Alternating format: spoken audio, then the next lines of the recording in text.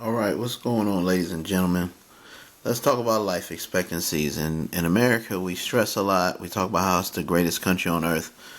But I just wanted to know what countries are the best for a total quality of life. And we'll get right into it. I didn't have a top 10, but I do have a top 8. And my top 8, because it varies from site to site, article to article. So I just put together a top 8. Right here, beautiful Iceland. Anybody knows you can get a ferry from the UK to Iceland and other European countries. I do not believe you can get that same ferry over to Greenland. However, Iceland I think has about over 300,000 people, somewhere between 300,000 and 400,000. Very beautiful, very quiet, very peaceful. And I think the life expectancy there is 83 and a half years, so somewhere between 83 and 84. All right, let's jump right into the next one. And we'll let it go to the next screen here, ladies and gentlemen. Boom, right here. Beautiful Italy. Now, as we know, in the last part of the century, and obviously the late 1800s, early 1900s, many Americans migrated from Italy for a better life in the USA. However, anybody who's ever visited Italy, you know, their beaches, the water, it's an amazing place to be. A lot of times in the south of Italy is what people focus on, but the whole quality of life there is 84 years, so 84.1 is what a lot of things had, a lot of websites, a lot of articles. Next. Spain will be next. We'll let it load here. Give me a second. And what I learned about Spain was it's really close with Italy. So it says 84.01 for Italy, and then Spain is 83.99. And then you could flip it. Some people say vice versa. So they're very close. You have a well quality of life in Spain. I remember an exchange student I went to high school with. The first thing he said about America was, wow, people work a lot here because they have a mandatory rest time there every day. I believe it's called siesta or whatever. Correct me if I'm wrong in the comment section. But that's the truth with a lot of people I've actually met. When I was in college, most of the exchange students said people in America work.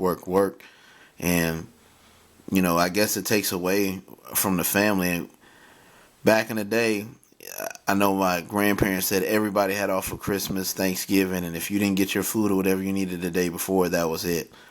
So, who knows? We've changed, but at the same time, there's always something open in case of an emergency. But I'll never forget that conversation with that kid about how much America works from Spain. All right. Next up to bat, ladies and gentlemen, is beautiful Singapore. Now, Singapore is no joke. One of the only places in the world where you can still get prosecuted for drugs. And I don't mean prosecuted in a way like we do 5 to 10 years. I mean, you can get the death penalty. Like, it's no joke. And in addition to getting the death penalty in Singapore, guys, it is a very extremely clean country. You could get $1,000 fine if you litter there. So you pick your damn garbage up in Singapore. They don't play around, which I think would translate well in USA. I go to a lot of the cities in USA, and I say to myself, if people just cleaned up in front of their damn house, it would be a lot nicer. So that was Singapore. Next, beautiful Switzerland. Man, if you ever get offered a job in Switzerland, go. I'll never forget one of my buddies. Everybody knows about Procter & Gamble here in USA. One of my buddies got an internship to go to Switzerland for Procter & Gamble. Trust me, if you ever get a job or a job offer or a chance to work in Switzerland, the transfer over will be great when it turns into U.S. dollars. And the life expectancy in Switzerland, ladies and gentlemen, is 84.2 years. And I don't know if I said in Singapore what it was, but it's about 84 too. So they're neck and neck. Some is 84.2, 84.3, 84.00, whatever. So Switzerland, Singapore, neck and neck. Two beautiful countries, one in Europe, one in Asia, obviously. And we're on to the next, ladies and gentlemen. That's right, Australia, the land down under. Um, Perth, I heard, is beautiful, which is on the west coast, and then obviously most people know about Sydney, which is their east coast harbor. A lot of Americans, when they go on cruises to Hawaii, they stop in Australia because that's a lot of times a part of the package. If you want to just go, you can go to Australia, New Zealand, Auckland, etc., etc. So, and let me get to it. I'm sorry. Australia, 83 to 84 years. Some have 84. A lot have 83.94. So they're in that same range. I made sure I put the first six kind of in the same era or area because most of it's 84, high 83. Now let's go on to the two left, which are two beautiful places in Asia. Japan. That's right. If you ever want to visit Japan, guys, I would suggest go to Kyoto. Tokyo is beautiful, but it's so big in Tokyo and it's so busy that, Tokyo's, if anybody's ever been to New York City, Tokyo's bigger than New York City.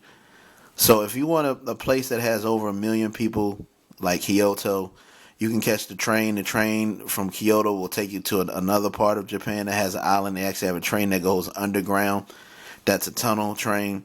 Really awesome. But Japan's life expectancy is 85 years, 85.03. So pretty good quality of life there. If you guys ever notice too, when you look up safest countries in the world, countries with low violent crime, Japan is one. Japan has a very low crime level, and they don't have harsh punishment like some of the Middle East countries do, where you can get beheaded or something like that. So very interesting, and it's very clean in Japan also too. And our top spot is no other than Hong Kong. Hong Kong is what you call a special district of China, because I know a lot of times people say China and they'll think Shanghai, Beijing, but then you have Hong Kong and Macau. And Macau was right there with Hong Kong, but I didn't think it was a point of adding Macau because they're both a part of China. The life expectancy in Hong Kong is 85.29 years. So somewhere between 85 and 86. Yes, there's poor people there, but there's a lot of rich and middle class people there. And obviously there's a great quality of life. Very close to the ocean. In addition to that, they just built that bridge that goes 34 miles, the largest bridge in the world. You can get to the mainland. You can get to Macau. Very, very beautiful place to visit. And I just want to end the video by, talking about us here in the United States. We do have a beautiful country. I do love our country, but I think we all forget about sometimes how stressful it can be living here. I looked on the list. We're like 4950. So, for it to be 100 plus countries in the world, for us to be one of the major powers economically, I think it's kind of crazy that our life expectancy is so high. And then our neighbor right there, Canada, their life expectancy is in the top 15. Now, we don't get paid well like Canadians. We don't get health care like Canadians do. However, we get paid a lot better than Canadians. So you got to choose hit or miss, because sometimes if you get the right job, you can pay for good health care. But then places like that have universal health care. It's crazy, and it's almost funny that we have cancer. And if anybody ever goes back and look at this later, I made this during COVID. You have all these different diseases and all these situations, guys. And I just think it's funny because when you go to Japan and a lot of these countries that have high life expectancies, they have great doctors, they have medicine, but a lot of their medicine is natural. Go talk to somebody from Japan. They'll tell you they don't use as much chemicals as we do here in the United States. So that's just food for thought, guys. That's my top list. Let me know what you think. Let me know if you think I missed anybody. Next one will be about highest divorce rates. I'm out. Everybody have a good day.